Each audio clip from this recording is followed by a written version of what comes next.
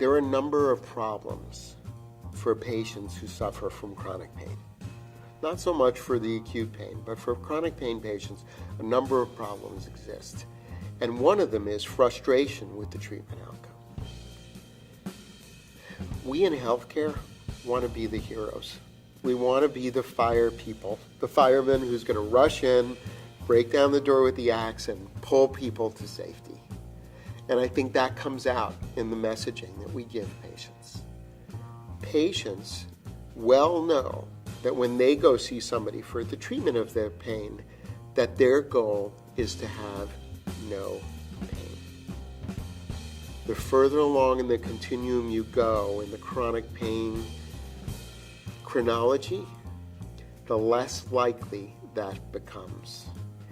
And unfortunately, that hero mentality from the healthcare provider, coupled with the patient expectation of the treatment goal being no pain, results in a misalignment that sets the stage for frustration, for something that's called doctor shopping, which is where people bounce from healthcare provider to healthcare provider because of their expectations not being met.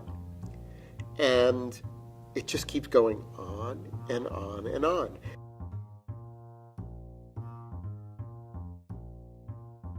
My analogy is pain management is one of the few situations where a patient gets to have a say in what a successful treatment outcome is. If the healthcare provider and the patient don't have the destination of treatment both in line, then how do they know if they ever get to the destination? It's like using a map for the same destination, but in people's minds, they're seeing two different ways to get there or two different destinations. The likelihood of them meeting up is almost impossible. And I think the communication that could be made to patients is that our goal is not necessarily in a chronic pain situation to get your pain down to zero. Maybe sometimes that's going to happen. Our goal is to help you negotiate what the balance is between pain and function and help you achieve the best balance between pain and function that's humanly possible. Taking into account that your functional goals might be different depending on your age, your life, your place in life, etc., and based on your clinical condition, that the reality of negotiating your pain rating might be different as well. They have to be locked together. And unfortunately, the patient's expectation of zero pain and the hero mentality of the healthcare provider may lead to the false expectation of unrealistic goals and unrealistic expectations which never get reached. And everybody gets frustrated at the end of the day. And whether or not people are willing to admit it, there is a clock ticking. The longer the patient goes, the worse the outcome can be. The human body sets up its little channels to deal with the current now, and that could be much, much more difficult to treat. So it's really all about communications, and communications between healthcare providers and patients, and identifying the fact that in many cases, the solution's not perfect. Everybody wants a perfect solution, but not everybody gets one.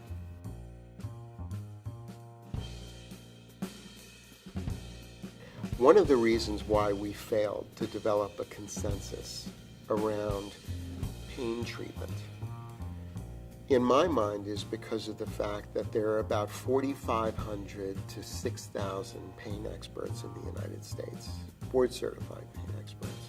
And there are 1.4 million prescribers. And there are probably another 200,000 to 300,000 clinicians that are involved in pain treatment who aren't prescribers at all. So far and away, the big nut in this story is everyone who's not a pain expert. People who aren't pain experts don't get the Journal of Pain.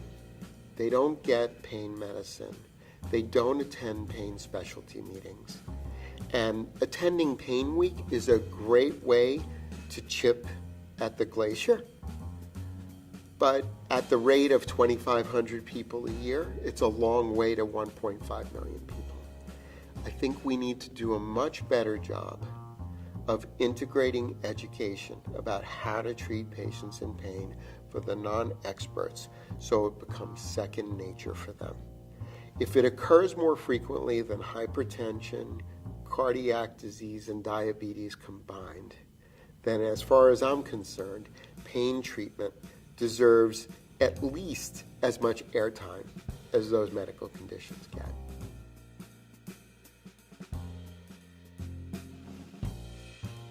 I think one way to solve the problem with consensus at the primary care non-expert level is to figure out how to make the people who attend PAINWeek, the people who attend pain weekends, the people who receive the PAINWeek journal, become the vectors for spread. Regardless of what people think, we clinicians like to pay attention to anecdotal experiences. The science is great, but in many cases it doesn't represent what's really going on in the real world. I would love to see the 2,300 people, let's say, who attend PAINWeek become the champion, to then become the vector, and have each one of them reach another 25, 50, 100 people and spread the word. This does happen in medicine. I think it needs to happen in pain management. That's the path to success, I think.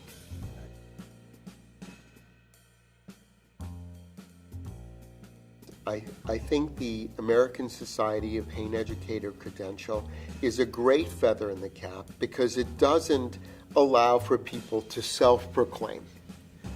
Self-proclaiming is a great thing to do, but the only one who knows what the real credibility of that proclamation is you. I think that the word consensus is a great word. I think the other thing I think that's important is the clinical practicality. And what I would hope is that someone going for their ASPE credential could have the ability to be exposed to the education, to digest it, and to then transpose it into a clinical, practical methodology that really isn't that complicated, and then help that word spread. So I think it's credibility and then diffusability, if you will.